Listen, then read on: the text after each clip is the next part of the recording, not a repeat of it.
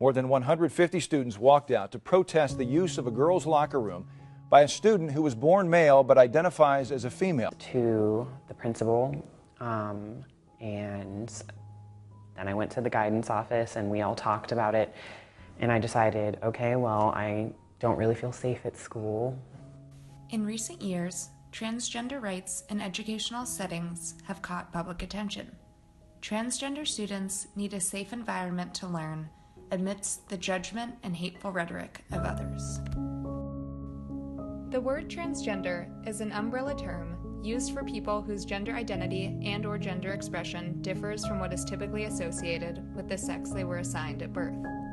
People under the transgender umbrella may describe themselves using one or more of a wide variety of terms, including transgender.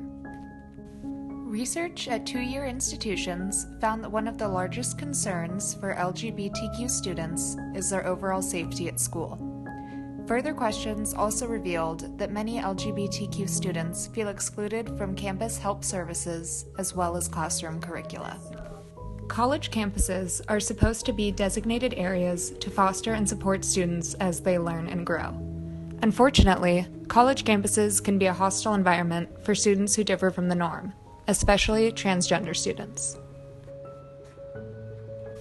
In the same study, conducted on community college campuses, researchers asked students questions on matters such as the student's comfort level with faculty, the level of the institution's regard for its LGBTQ students, and LGBTQ representation in course curricula.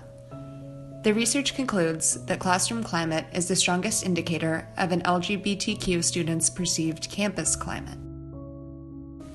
To quantify their data, the researchers employed a hierarchical multiple regression analysis, using campus climate as the dependent variable. Demographic variables, classroom context, and campus context were selected as independent variables, each entered separately. The only variable that related significantly to a student's perceived campus climate was if they had the status of a first-generation student. In order for transgender students to become truly represented on college campuses, administrations must commit to developing programs directed at advocating for transgender students. It is also key that institutions begin engaging with the campus community to educate on transgender issues. Campus climate survey reports on transgender students found that transgender students run the highest risk of sexual assault. The study found that 12.4% of transgender undergraduate students and 8.3% of transgender graduate students experience sexual assault. Additionally, on average, 75.2% of transgender undergraduates and 69.4% of transgender graduate students suffer from sexual harassment. To foster an inclusive campus climate, staff, faculty, and students are encouraged to identify themselves by their preferred gender pronouns. For a transgender student, something as simple as finding a restroom to use can be a struggle. In addition to allowing students to use whichever bathroom they prefer, schools like USF now offer gender-neutral restrooms in communal spaces.